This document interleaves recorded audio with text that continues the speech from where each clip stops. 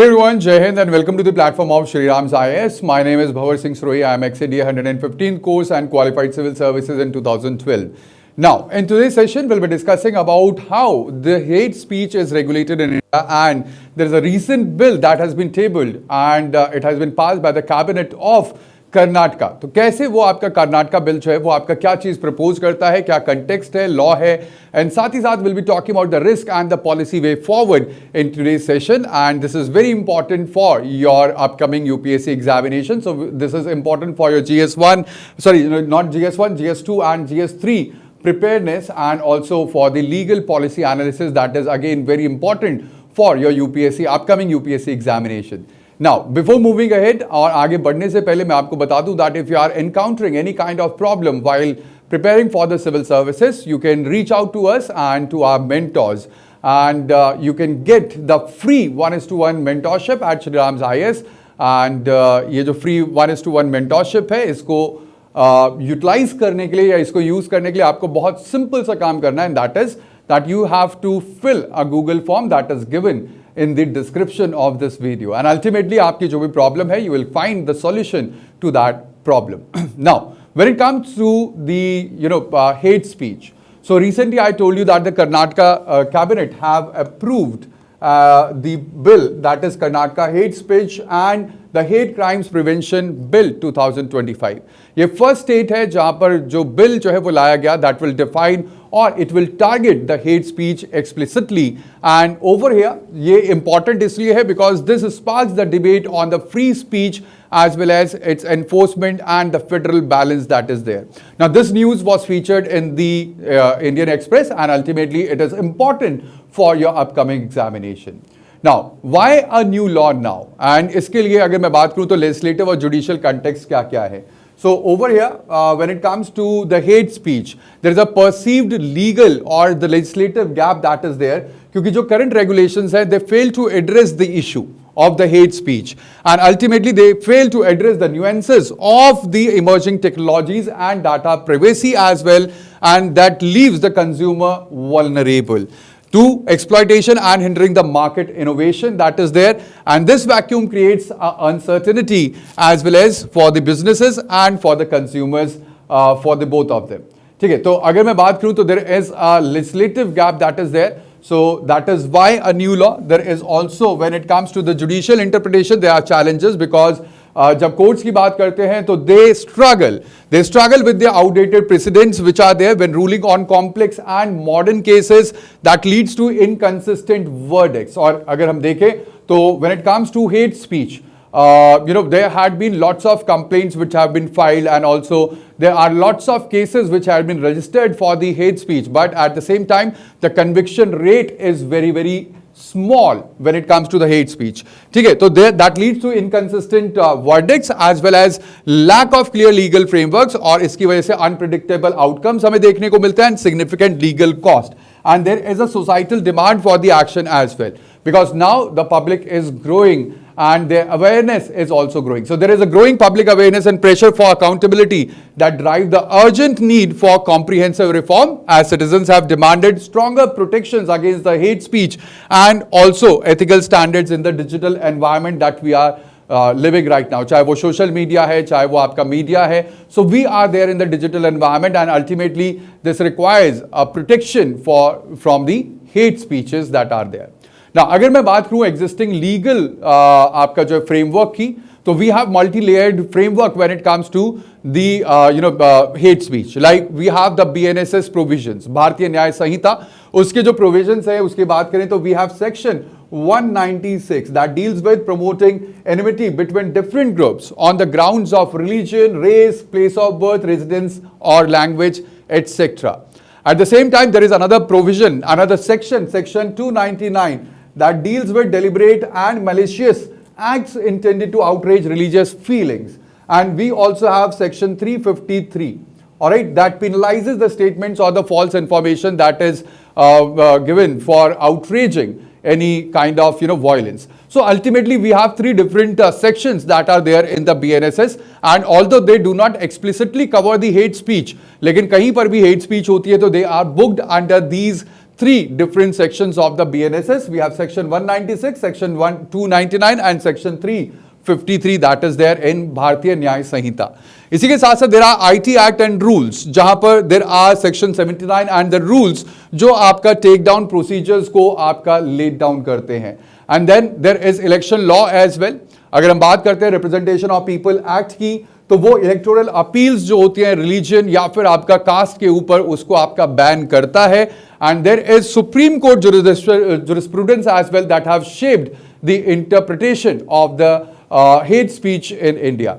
Alright, now Karnataka bill की बात करें तो Karnataka bill have given an explicit definition of hate speech and hate crimes. ये definition क्या कहती है? This definition says that an expression causing injury or disharmony against a person or group based on religion, race, caste, gender, sexual orientation, place of birth or disability will be considered as a hate crime.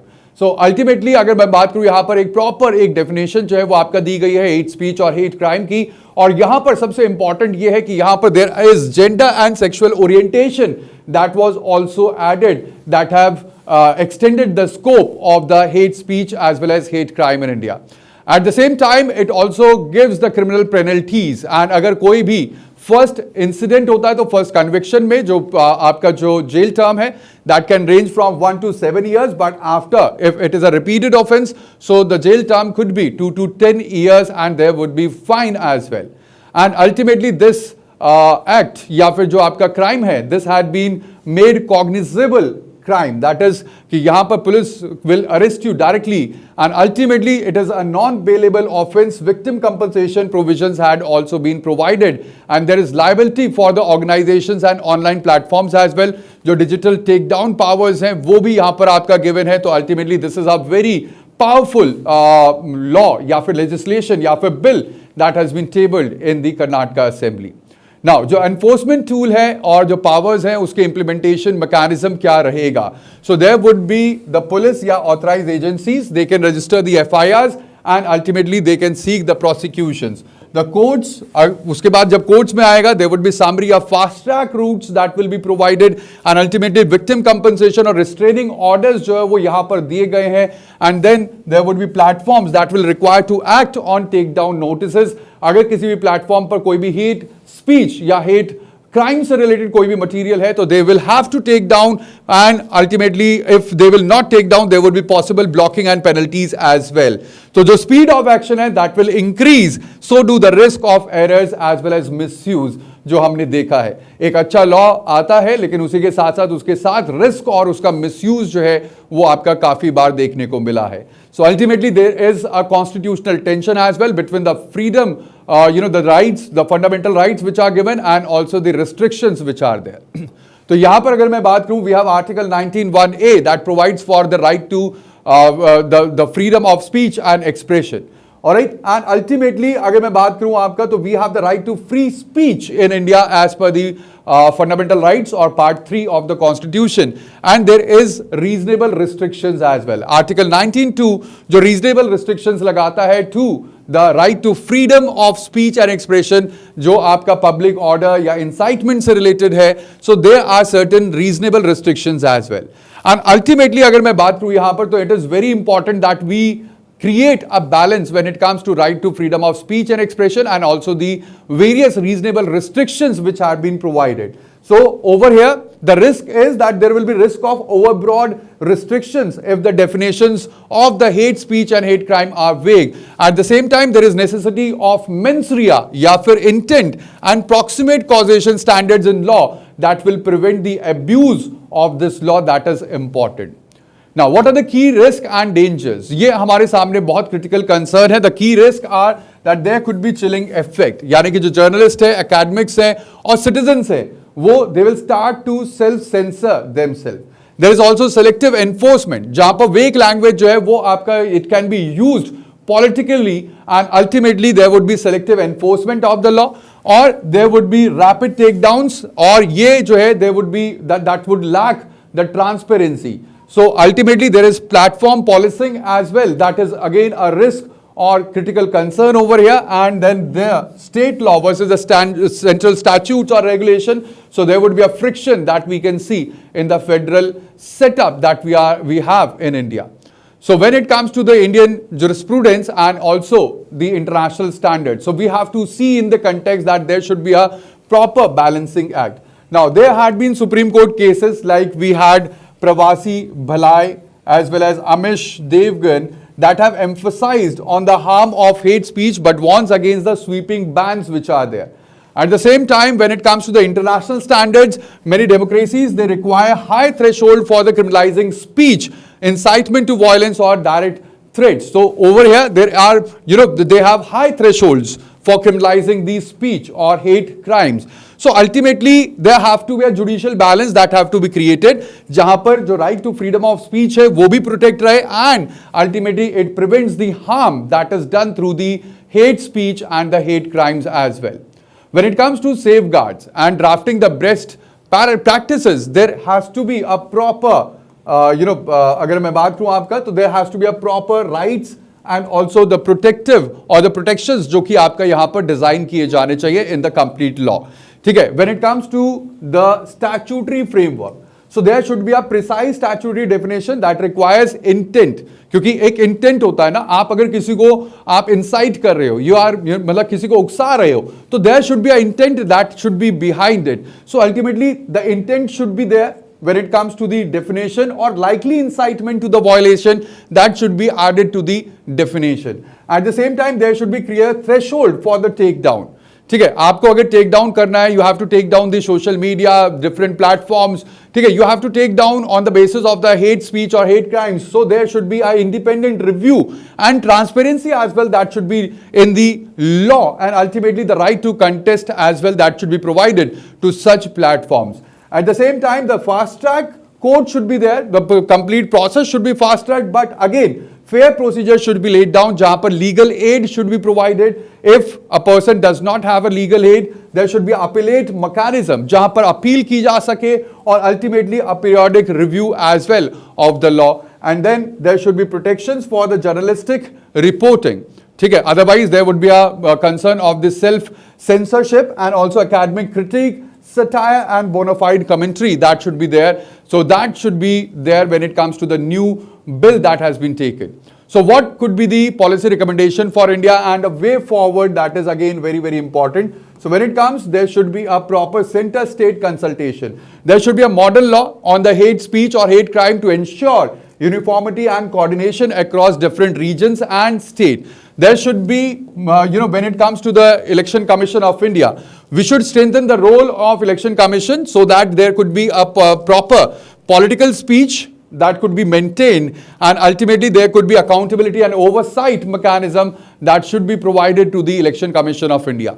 At the same time, when it comes to the grievance redressal and notice and appeal system, that should be with the public reporting. There should be a proper transparency and redressal mechanism that should be included, and then we should invest in the counter speech and education as well, where civic education and conflict resolution mechanism, they should foster a constructive dialogue and not destructive or destructiveness. So that is important, and it is a way forward for the complete hate speech and the hate crime that should be regulated, but at the same time the right to freedom of speech should be preserved. All right, now why this is this has relevance for the UPSC, because you can find the questions in your GS2 related to freedom of expression, constitutional law, or the public order versus right. In GS3 as well, you can find the questions related to cyber governance, digital regulation, and platform liability. And also it is important for essay and ethics as well, where you have to balance rights and the security or state power and the minority protection. इनसे related भी आपको essay और ethics में आपको questions देखने को मिल सकते हैं. At the same time, before summing up the complete session, let me tell you that in its 267th report in March 2017, Law Commission of India have already recommended that there should be new section that should be inserted into the IPC. At that point of time, we had IPC, so it had recommended that a new section should be inserted in the IPC to specifically criminalize incitement to hatred and provocation of violence.